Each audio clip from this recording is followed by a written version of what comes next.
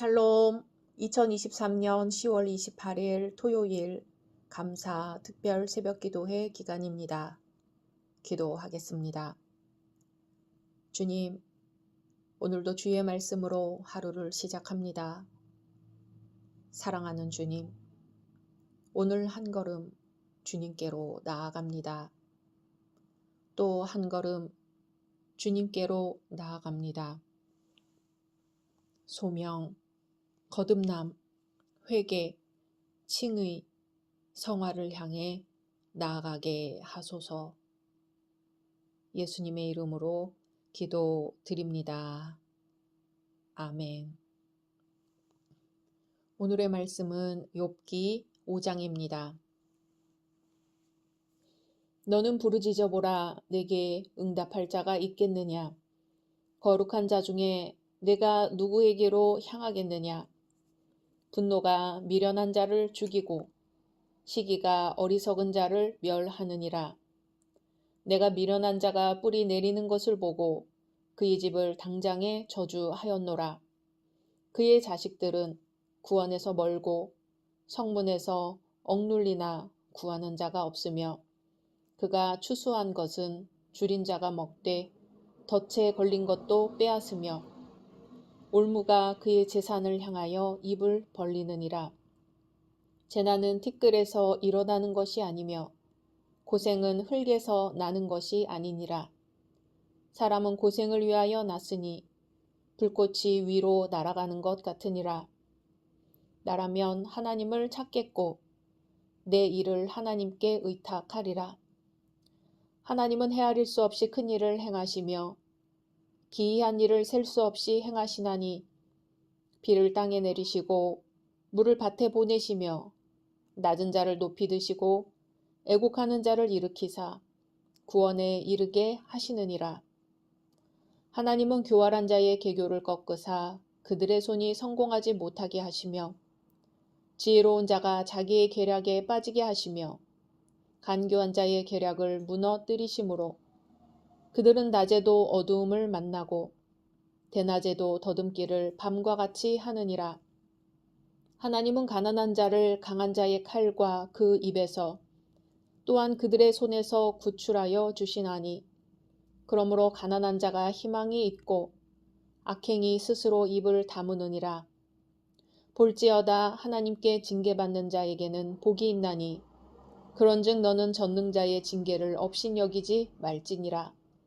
하나님은 아프게 하시다가 싸매시며 상하게 하시다가 그의 손으로 고치시나니 6가지 환난에서 너를 구원하시며 7가지 환난이라도 그 재앙이 내게 미치지 않게 하시며 기근 때의 죽음에서 전쟁 때의 칼의 위협에서 너를 구원하실 터인즉 내가 혀의 채찍을 피하여 숨을 수가 있고 멸망이 올 때에도 두려워하지 아니할 것이라. 너는 멸망과 기근을 비웃으며 들 짐승을 두려워하지 말라. 들에 있는 돌이 너와 언약을 맺겠고 들 짐승이 너와 화목하게 살 것이니라.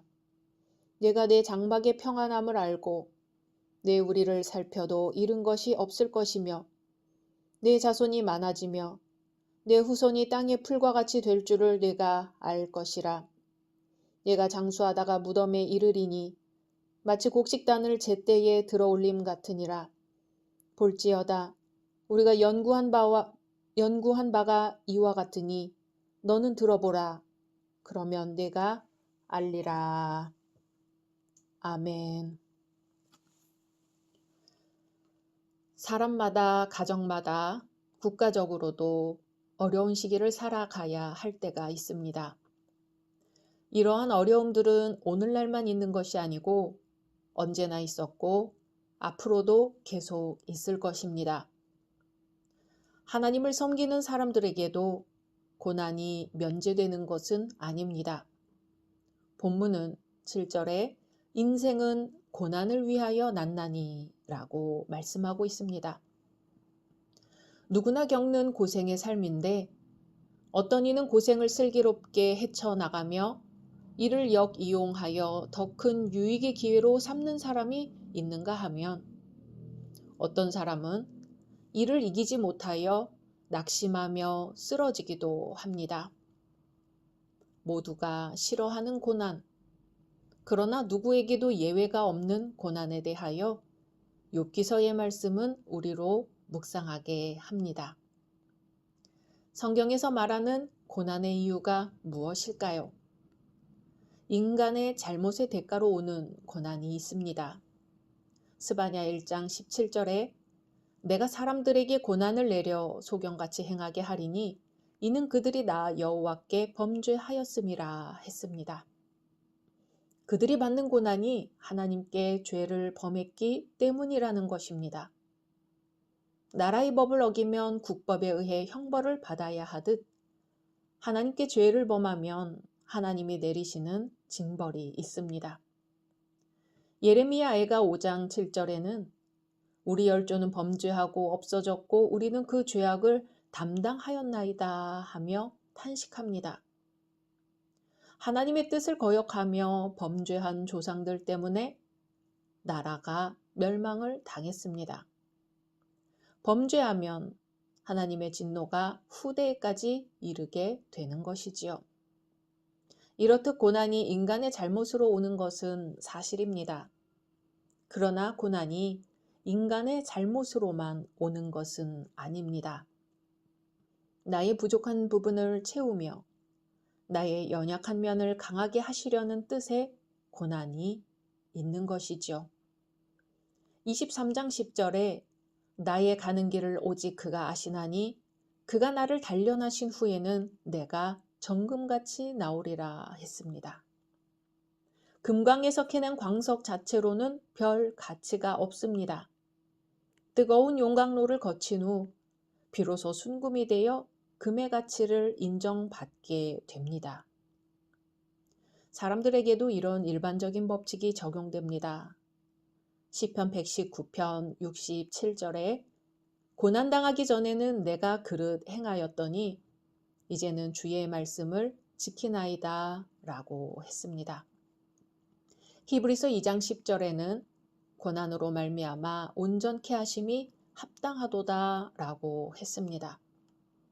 고난을 통해 사람다운 사람으로 가다듬어져 간다는 것이죠. 온전한 것은 모두가 고난을 통해 얻어집니다. 높은 수준의 지식은 밤잠을 새우며 책과 씨름하는 고난의 날들을 통해 주어지는 것입니다. 그렇다면 고난받을 때 어떻게 해야 할까요? 고난받는 것을 즐거워하라고 합니다.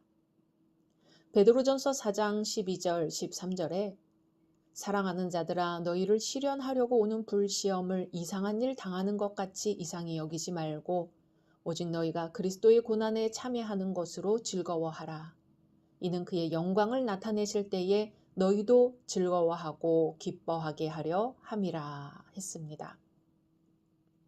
이것은 사도 베드로가 초대교회의 성도들이 하나님을 섬기는 신앙으로 인해 박해를 받고 있을 때 그들을 권면한 말씀입니다. 예수님도 말씀하시길 의를 위하여 핍박을 받은 자는 복이 있나니 천국이 저희 것임이라.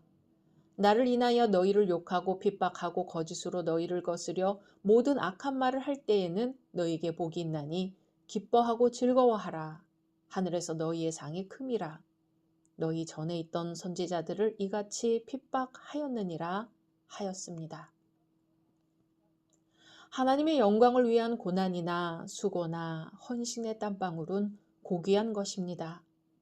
하나님께서 기억하시고 금세가 아니면 내세에 복으로 갚아주시기 때문입니다.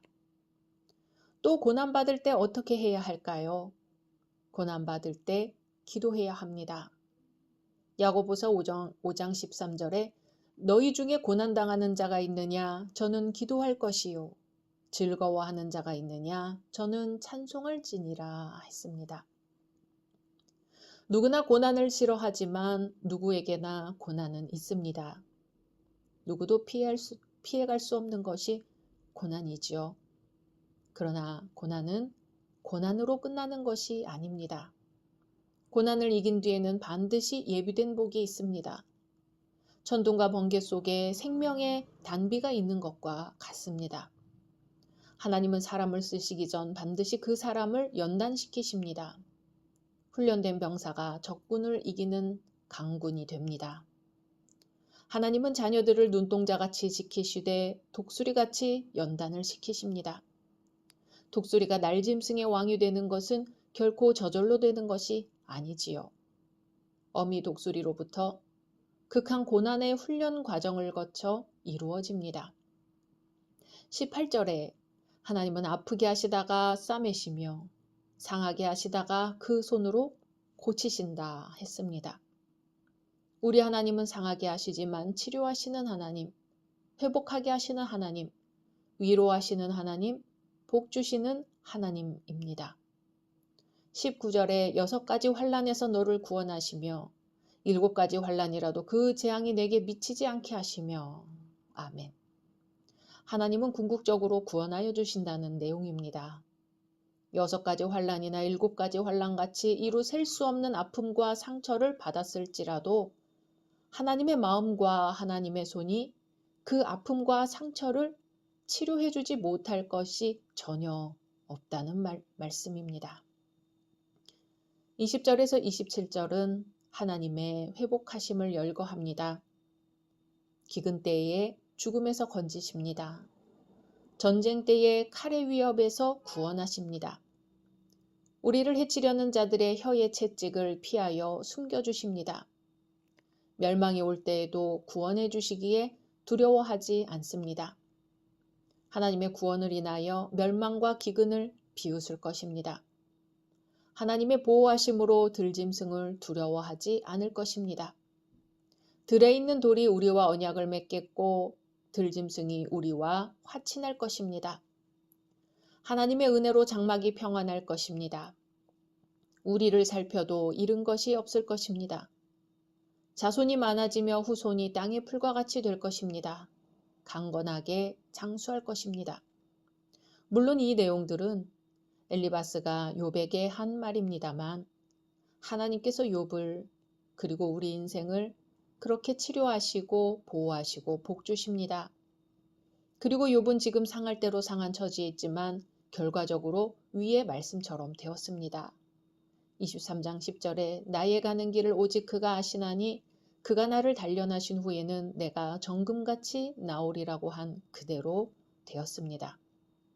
그래서 욥은 42장 5절에 내가 죽게 대하여 귀로 듣기만 하였사오나 이제는 눈으로 주를 배움나이다 하고 고백합니다. 욥은 처절한 상함을 통해 정금 같은 보배로운 믿음을 얻게 되었습니다. 사랑하는 열린 성도 여러분, 하나님은 아프게 하시고 상하게 하시다가도 고치시는 분입니다.